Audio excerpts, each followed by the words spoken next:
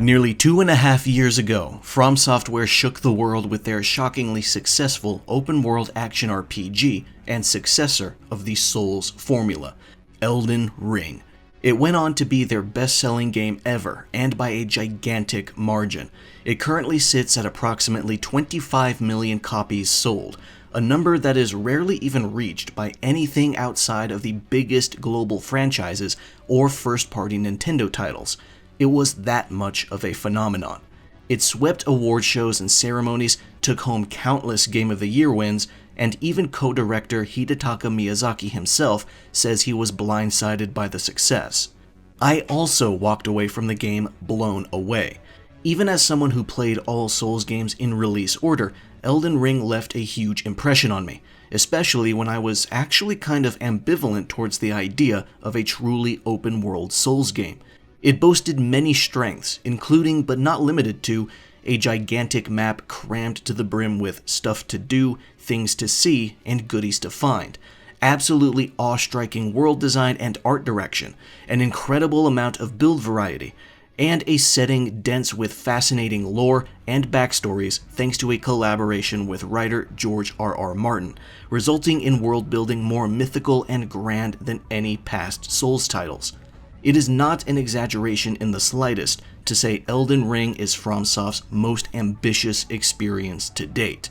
But afterward, once the dust settled and most people were finishing the game, the question became, what kind of DLC will they follow up with? It seemed like a no-brainer that they would give their biggest game ever in scope and reception an eventual expansion. But how do you add a significant amount of extra content to what already is your largest project? Turns out, the answer is, by taking almost 2.5 years. Shadow of the Erdtree was announced on Twitter on a random weekday morning in February 2023, much to everyone's surprise. But in typical FromSoft fashion, nothing else was heard about it for months after, until we finally got a debut trailer that hit almost 1 million viewers for the live premiere. Almost 1 million sets of eyes for the trailer of a DLC for a From Software game. 15 years ago, this level of popularity seemed impossible for this studio to achieve, because back then they were still firmly known as the Armored Core developers who also regularly put out niche games that only the biggest nerds and fucked up freaks in the gaming community were even aware of. But in 2009, Demon's Souls hit the PlayStation 3, and the rest is history.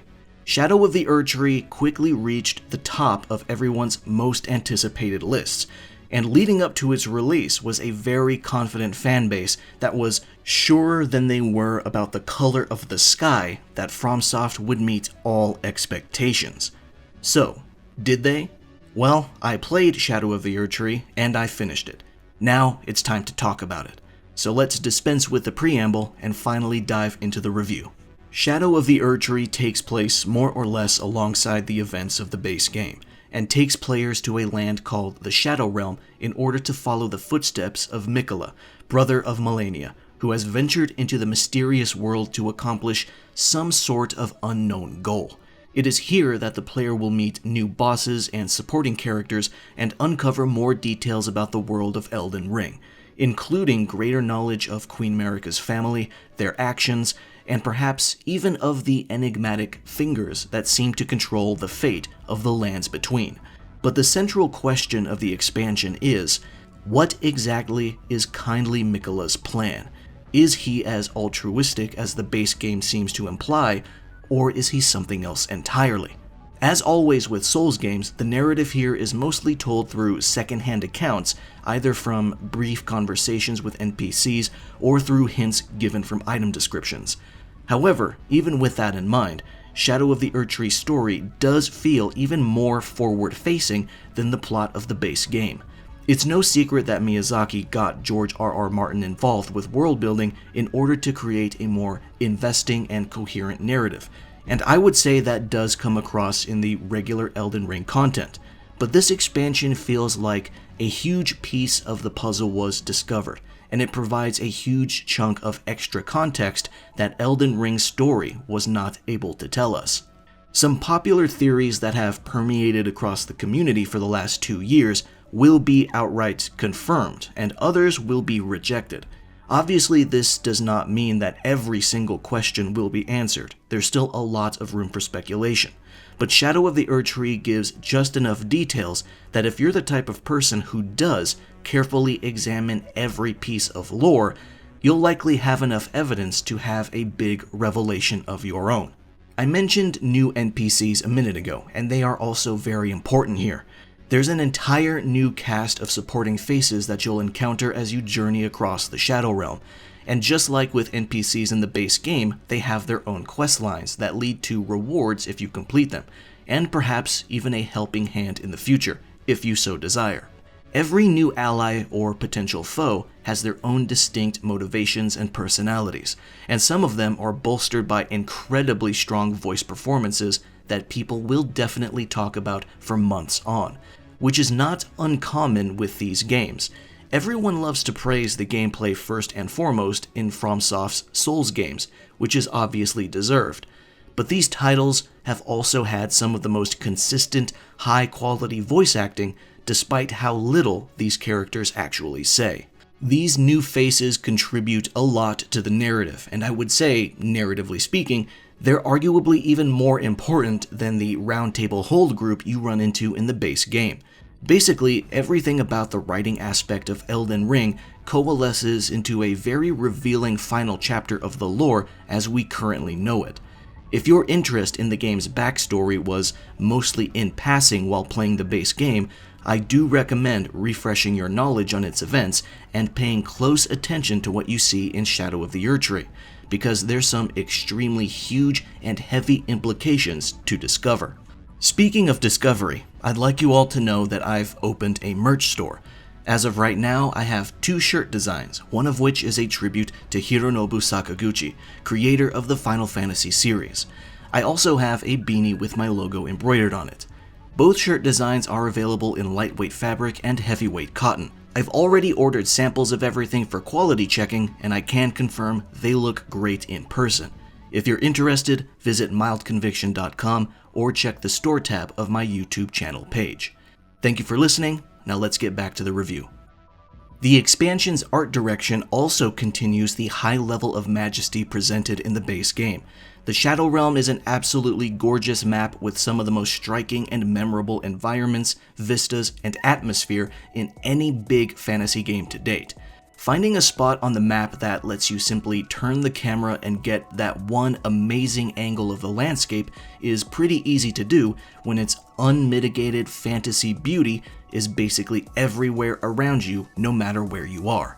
From the looming presence of the Shadow Tree, to the several ominous towers scattered around the map, to the intimidating appearance of Jagged Peak, to the horrifying location of the Abyssal Forest, there's all kinds of beauty to be found in this expansion.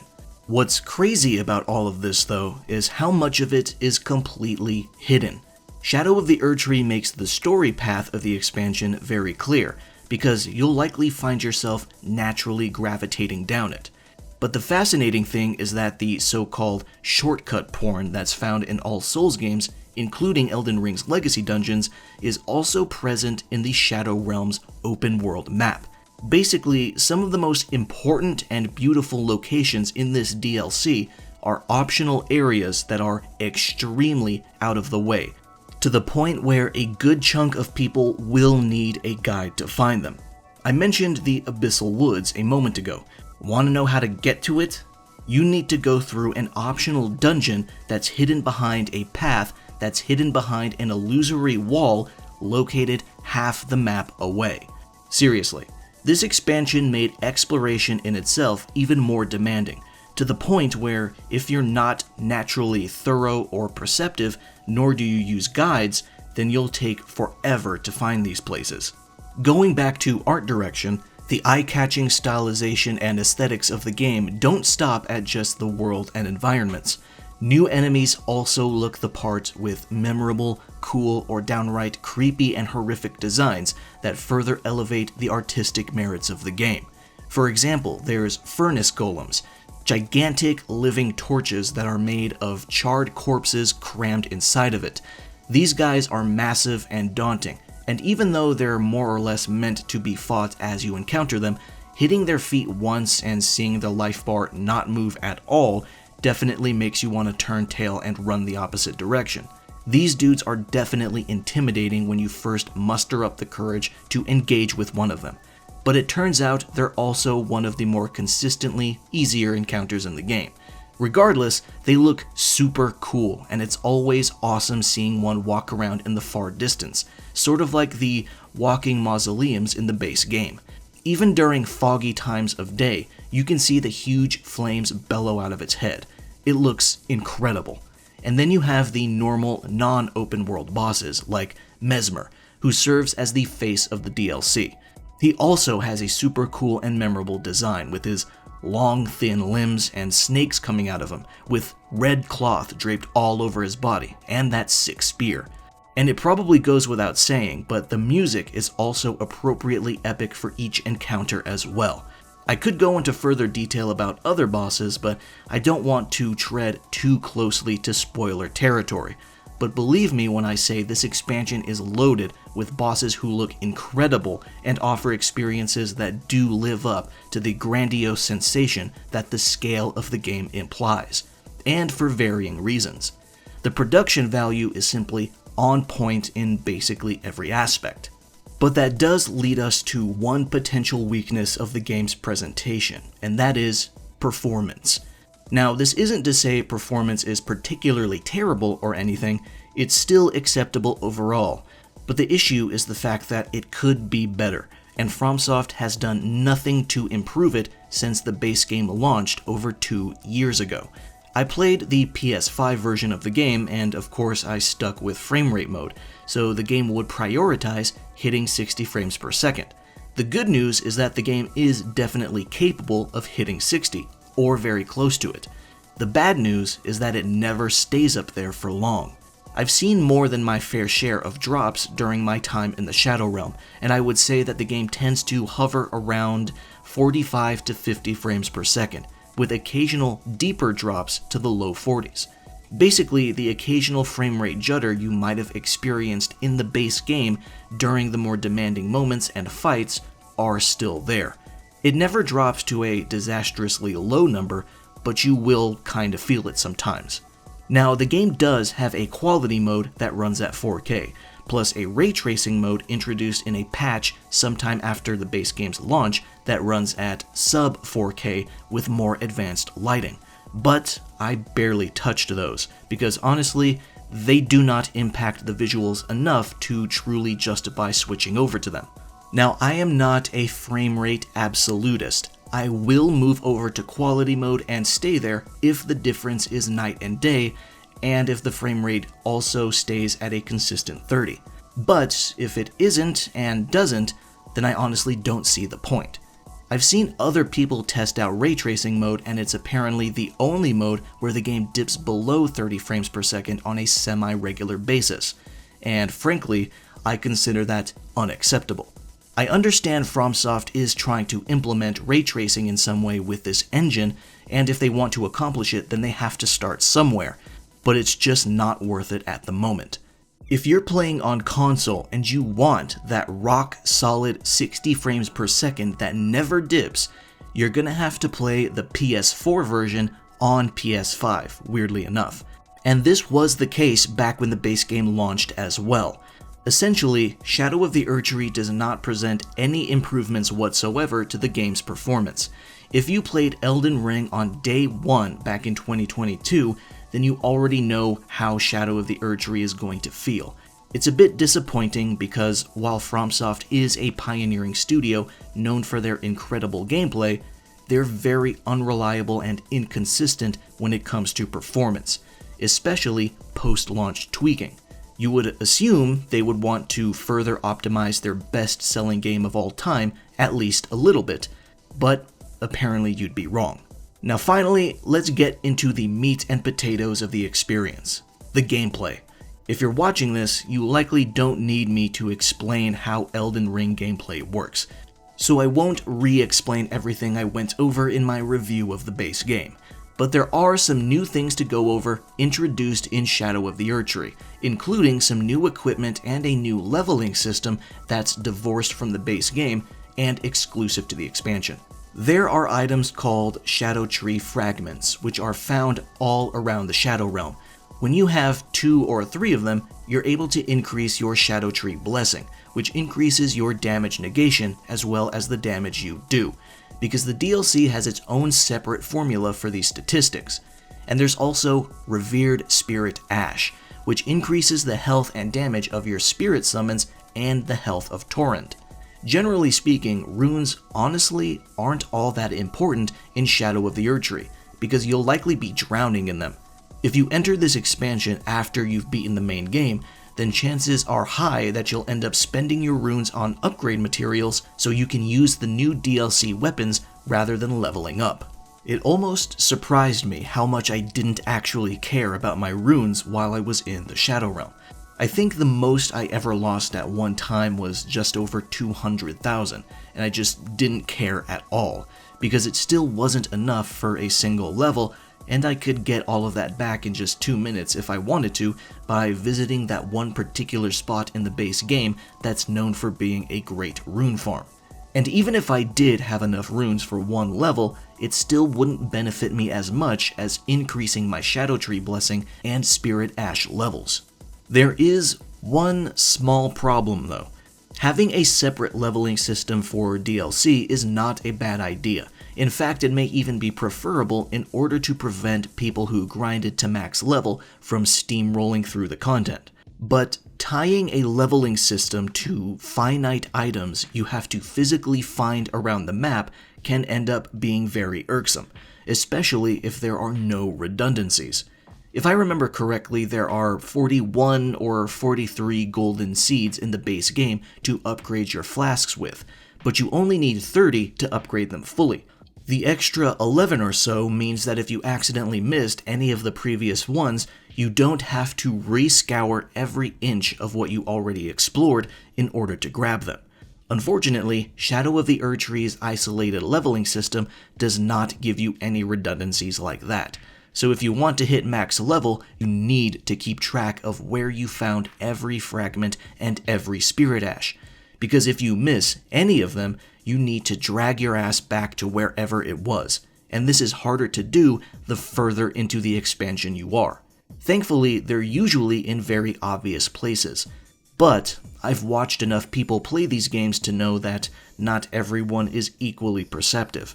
If you're sitting at the final boss gate and realizing you're only at Blessing 18 instead of the max 20, but you already cleared out the entire rest of the Shadow Realm, and you didn't keep track of where you found all the previous fragments, then you're in for a nightmarish hunt for those last 2 levels.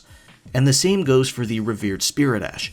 It makes me wonder why FromSoft didn't just do what they did with Sekiro and just automatically give you these items as soon as you beat a boss. It would have been a much cleaner way to do this and easier to track in your mind. One thing I do need to say though, if you care at all about Torrent, you need to find those Revered Spirit Ashes. He needs them in order to take more than 2 hits. Seriously.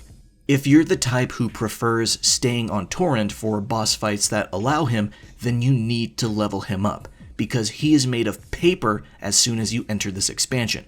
If you think you're good at controlling him and don't need to worry that much, you're setting yourself up for a rude awakening when you fight one of the open world bosses and you end up wasting most of your flask charges reviving him instead of healing yourself. Speaking of builds though, there's a whole arsenal of new weapons, spells, armor, and talismans to take advantage of in Shadow of the Erdtree, including new weapon types, such as the Great Katana class. Yeah, you heard right, katanas, but bigger. There's also perfume bottles that let you do damage to enemies by misting them with some Dior Sauvage. And there's also martial arts. Not fist weapons, but martial arts. A type of weapon that features its own unique moveset and animations.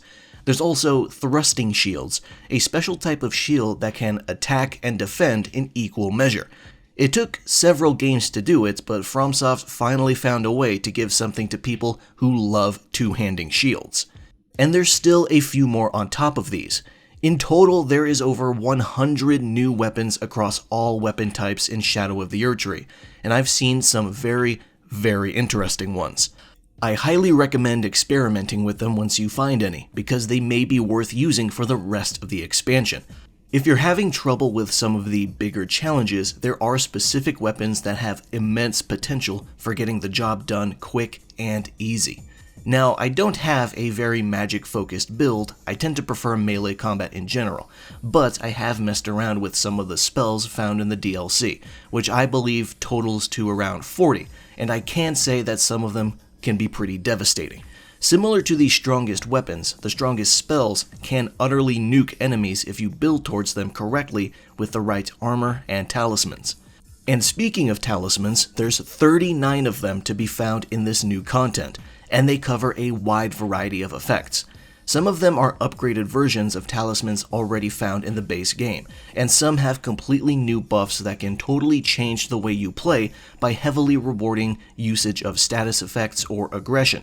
For example, I've noticed there are several new talismans dedicated specifically to raising your attack power under numerous different circumstances, such as when a summoned spirit dies, when you land a critical hit, or when you defeat an enemy.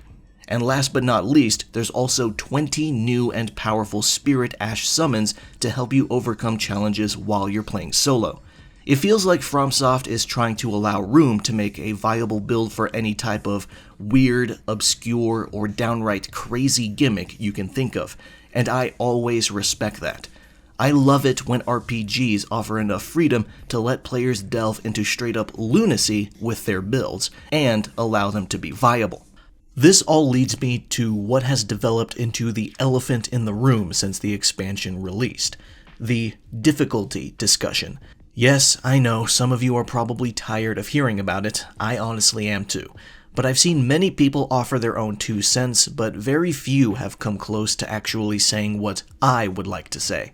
I'll admit this is probably worthy of a separate video, so bear with me for a moment as I throw in my own pair of pennies. Let me start off by saying that I, personally, did not find Shadow of the Erdtree to be all that hard. As of writing this review, I fought, I believe, 50 bosses, out of a total of 75 to 80, if my cursory search is accurate. All except one of those 50 bosses I beat in fewer than 10 tries. A good chunk of them I even beat on my first try, and I beat the game at Blessing level 13, so I was nowhere close to being maxed out for any of it. I also engaged with the resources the game gave me, and I went through multiple different builds as I played the expansion, though some were definitely better than others. All that in mind, I would say that overall, Shadow of the Erdtree is still noticeably tougher than the base game. Now, this is not me trying to brag. I'm saying all of this to preface the fact that even though I didn't have much trouble with the content on my own, I still understand and accept that just because it's doable does not mean I have to like it. Let me elaborate. From Software has been making these games for so long, and they've changed the mechanics slightly with each title, that it should no longer come as a surprise that a certain percentage of players don't enjoy the new title as much as they do the old ones, or vice versa. And I'm not suggesting some radical new idea here. This is something that every franchise or subgenre goes through as it gains popularity and sees change over time. And if you play video games as much as I do, then chances are you already feel this way about one of them. For example, just because a person liked Tekken 7 doesn't mean they'll enjoy Tekken 8 just as much.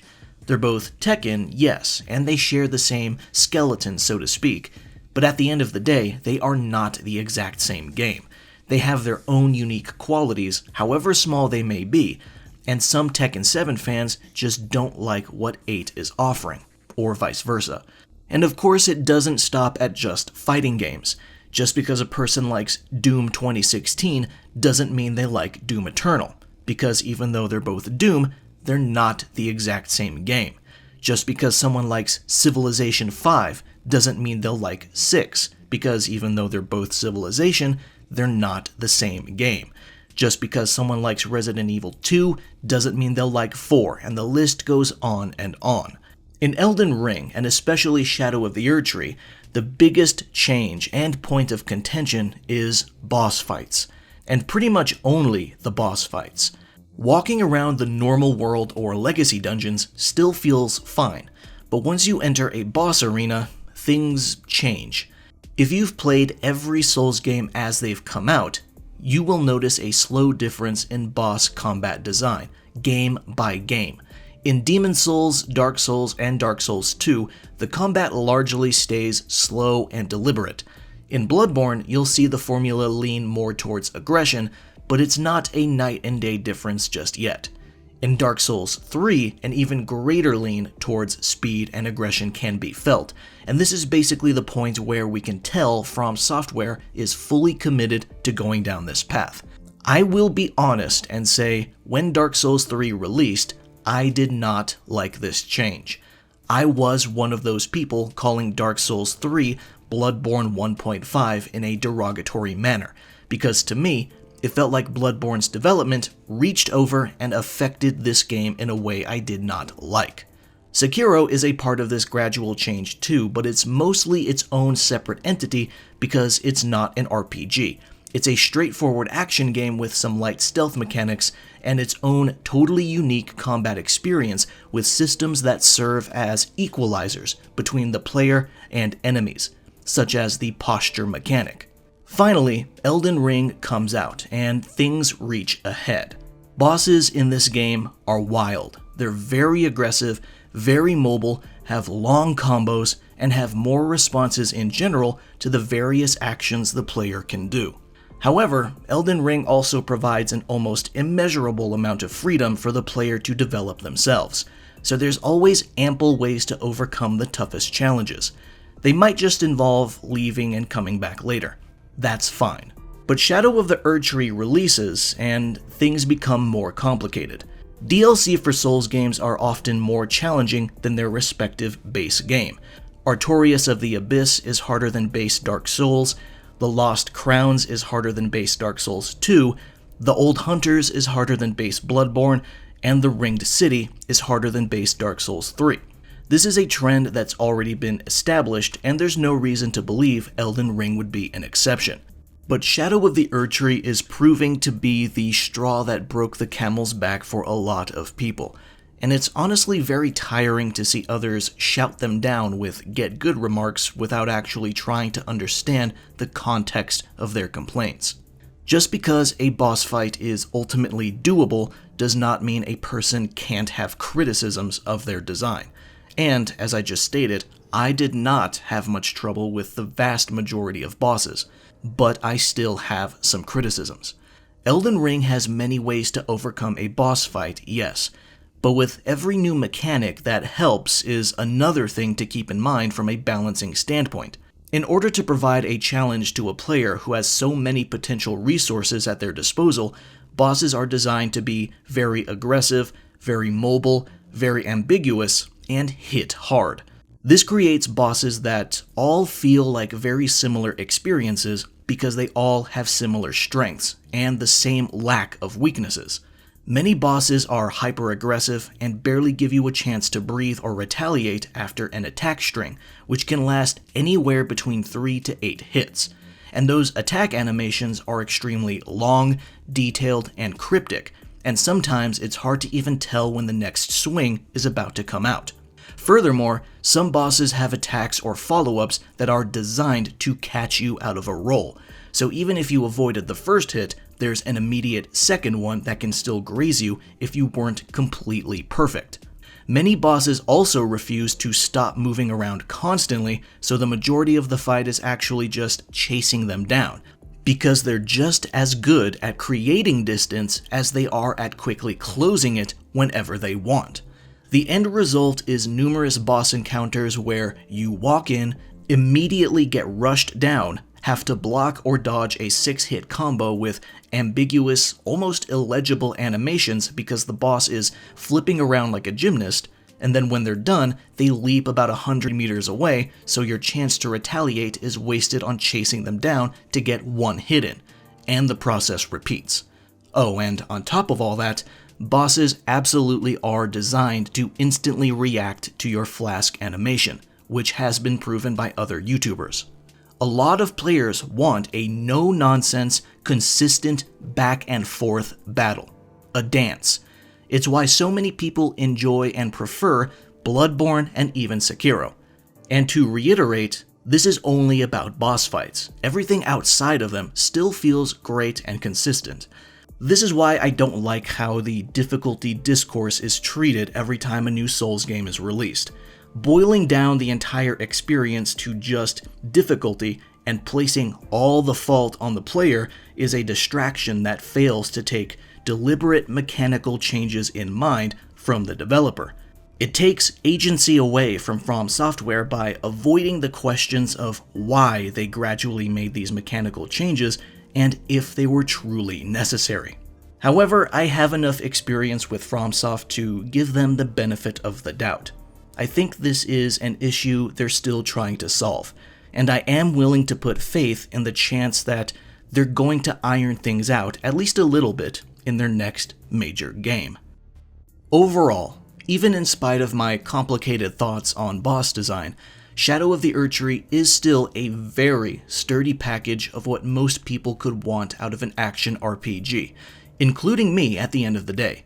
It is undoubtedly joining the pantheon of the greatest expansions of all time, standing next to the likes of Diablo 2 Lord of Destruction, Red Dead Redemption Undead Nightmare, The Witcher 3 Blood and Wine, and Final Fantasy XIV Shadowbringers, among others.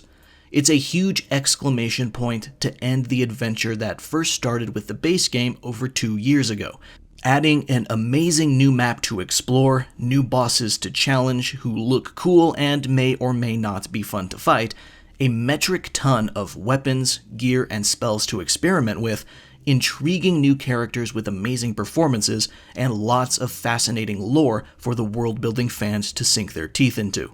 It's an expansion that is truly worth every penny, to the point where it gives full-priced games a run for their money. In sheer scope, it feels like 3/4 of a full new Souls game.